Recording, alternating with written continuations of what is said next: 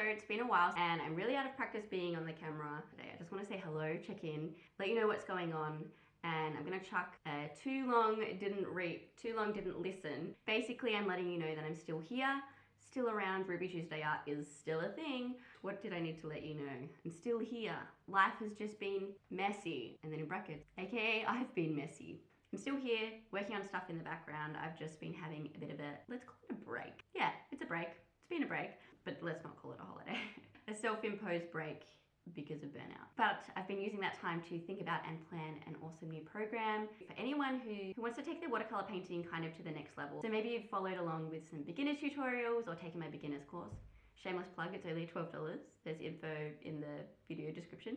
But this program's for anyone who wants to now, I guess, take their painting to the next level and helping you find your own painting style, showing you how to paint your own things instead of just following along step-by-step tutorials. So giving you the foundations and like the why and how behind things so you can paint your own landscapes and your own flowers and your own whatever without having to follow along with a step-by-step tutorial. So I'm giving you the why and the how. So I'm going to give you the long version of what's been going on. Basically, oh, I was meant to be painting during this video, but I actually forgot. I don't have water jars. So I was a little bit nervous about filming this today. I haven't been on the in front of the camera for months. How do I paint? What is watercolor? Who am I? Anyway, I'm gonna try and paint while I talk without knocking my microphone too much. So what I'm doing at the moment, if you're wondering, is making my own color chart from my watercolor paints from my watercolor kits. Also shameless plug. Anyway, I'm not gonna talk too much about that today. So basically what's been going on, I kind of need to give you a little bit of backstory or some context. 2020 happened. Actually, I need to go a tiny bit further back. Basically, Ruby Tuesday Art went from being a hobby to a business in 2018. Very much as a side hustle because 2018 is when I had my second son, Freddie, who's just turned 4. I started off doing lots of stuff. I didn't know what I wanted to do. And spoiler alert, I've really just worked out what I want to do, and it's been 4 years. But I started off doing cards and prints and things at markets and stuff, which I soon realized was not for me because my energy is just drained so quickly from interacting with people and being in crowds and groups, and it's very overstimulating. And now that I have ADHD, I realize why. Anyway, I realized that wasn't for me. Just working out where I'm up to. So I soon realized that that wasn't for me. And a friend of mine who actually did our wedding flowers for us, and she has the most beautiful shop in Northern Tasmania in Deloraine called Found in Earth. Cafe, gift shop, florist, it's amazing. So upstairs, it's a barn. Her shop's in a barn, and upstairs there's a beautiful space, perfect for events. And she was like, hey, why don't you run a watercolor workshop? And I had just had caffeine and I have ADHD and I didn't know it then. So I would just say yes to stuff when I was feeling excited, and my sister was there with me and she encouraged me as well. So I agreed to do watercolor workshops in Kaz's space. So I started running workshops, in-person workshops, and they really took off. People loved them. People loved my teaching style, even though I felt like I had no idea what I was doing and I still felt like I didn't know how to paint. I still feel like that sometimes. But that became my thing, and I was doing regular in-person workshops. And in 2019, that is what I really like leaned into. Oh, have I made a mistake there? Oh, no, I have. Oh. I've totally marked this up. I think I might just turn the page, even though there's a couple of bits of wet paint, and just like paint something random instead. That's too hard. So 2019, I really leaned into doing like in-person workshops, which was awesome, although it was like a bit exhausting because I had a baby, because ADHD and people, I love teaching and being with people and making new friends and connections that, you know, that outweighed the exhaustion. And I just realized that I needed to like rest after my workshops, and that was fun. And I decided that 2020 was going to be the year for in-person workshops. Little did I know. So COVID, obviously, in 2020, my way of coping with like the uncertainty, the not knowing what was going to happen next, what was going to happen with my business, my family. My husband is immunocompromised, so we had to be really, really careful. And there was a lot of uncertainty around their health, just the state of the world, what was going to go on, what was happening, and what was going to happen to my business. And my way of dealing with that was action. Instead of like pausing to just see what happened or like taking things easy, I was like, all right, I'm going to make online courses and I'm going to sell. I think I was already maybe selling watercolor kits kind of, but I was like, I'm going to make it a thing. Like, I'm going to do heaps of online stuff, which was also great. And I I made my first ever online course, and for a year I posted weekly YouTube videos. How?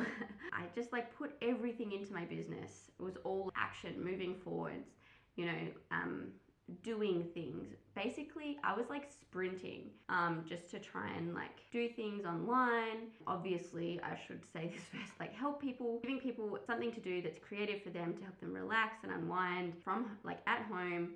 I know a lot of people were watching my videos on YouTube with their kids and things like that. So I was really focused on like providing a way for people to do that from home via the internet, which was amazing. And I was like full speed ahead, you know, like no stopping for nothing, and made some awesome stuff, met amazing people. And I also was able to actually start doing in-person workshops again, because I live, for those of you who don't know, I live in Tasmania, and it's the island state.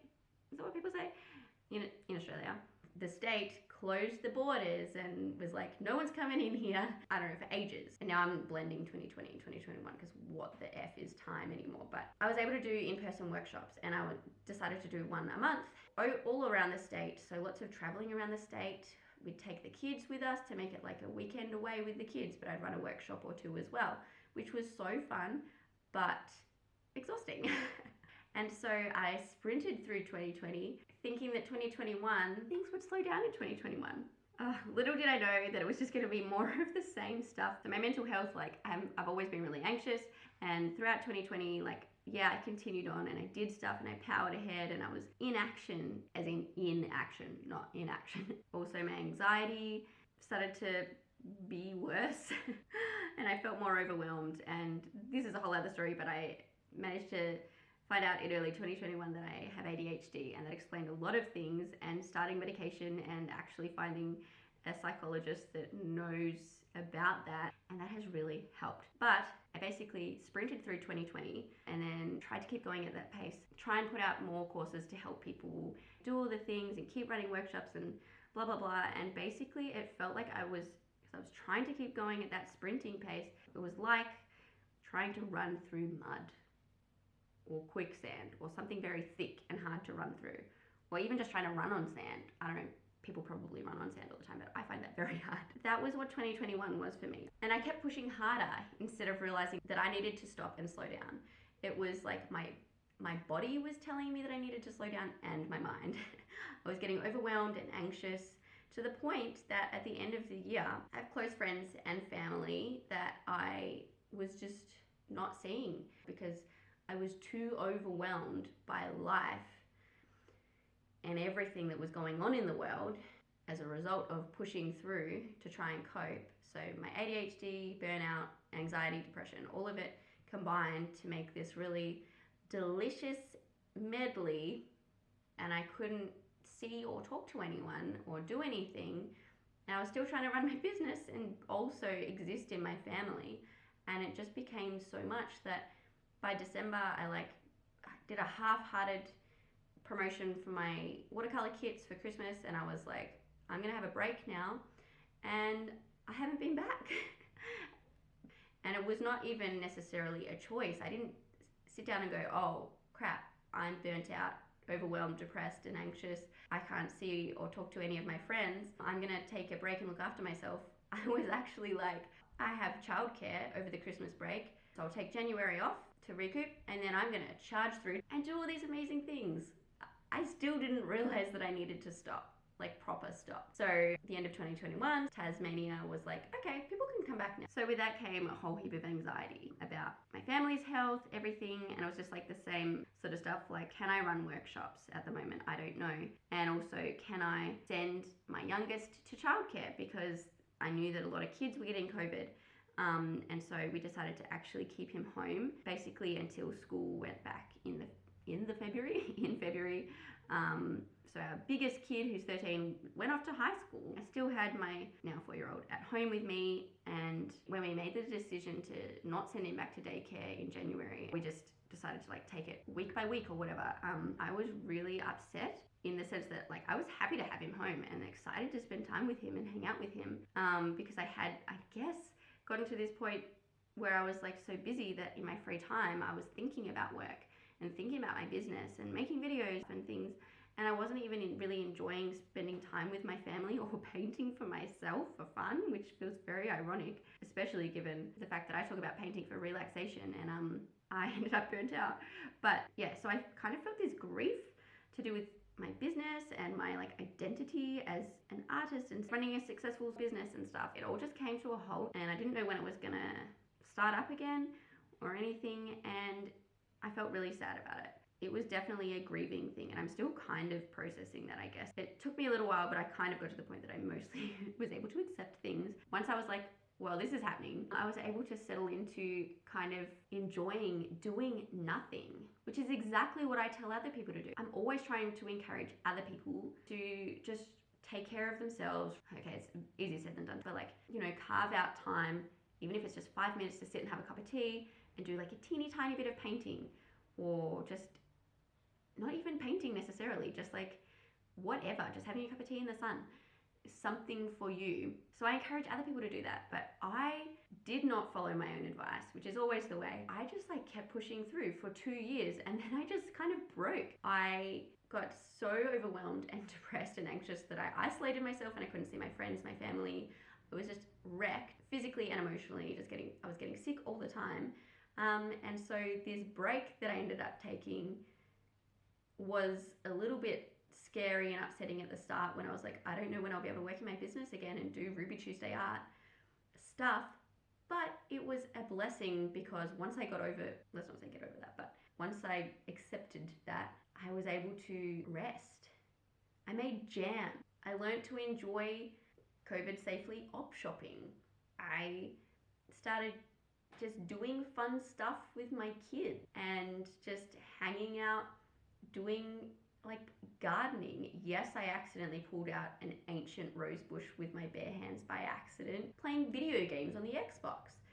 Just reading books. I mean, the Xbox and the books is very like, I only read in bed still, because I still have kids around and what is free time. But like, basically by stopping, I opened up so much space to be able to like look after myself, kind of. And I still feel like it's taking a really long time and I don't feel better. But basically, long story still long, I had to stop, even though it was not planned. It was essential for me, because not only have I worked out for myself as a person, well, not worked out, but am working on working out, but also my business. I've realized that I don't need to do all of the things. I thought I had to be on TikTok, Instagram, YouTube, Pinterest, other things that I can't remember. I thought I had to be doing all of the things all of the time. Oh, so I haven't been on social media for like 4 months. I have felt so good not being on Instagram, because I will like compare myself to other people and look at what they're doing in their art and be like, oh my God, that's beautiful, it's amazing. Or and think like, wow, my art will never be that good. Yeah, I still think that. So that whole comparison thing, and then I decide that I suck and everything I do sucks, and just like this whole spiral of negative self-talk, and it's a whole thing. And yes, as I mentioned, I'm seeing a psychologist, and would recommend not being on social media. Like, I have so many friends online that I really miss talking to, but I have not missed being a consumer on social media. And at least for now, I'm not going to say I'll never be back, but for now, I don't think I'm going to go back on Instagram, at least for a while, because I'm able to actually focus on what I'm doing and doing it well, and not looking at what everyone else is doing. So I think that's kind of, I've learned a lot of things that probably everyone else already knew. I know that being on Instagram is great for connections and friendships, and I have so many friendships on there that I need to work out how to, if I'm not going to see, if I can't see these people in person, how can I still communicate with them when I don't reply to texts either? Like, I know that there's so many good things on there, but it is not good for me and my mental health to be on there. I struggle with moderation, not comparing myself, things like that. So for me, I need to just stay off there for a while. And so I'm going to find other ways to communicate with you and share amazing watercolor stuff and things that I think are interesting, and maybe you'll think they're interesting too. My confidence has taken a huge hit over the past, this whole experience too. So I've gotten to the point that I'm like, is anything I share even interesting? I don't even know anymore.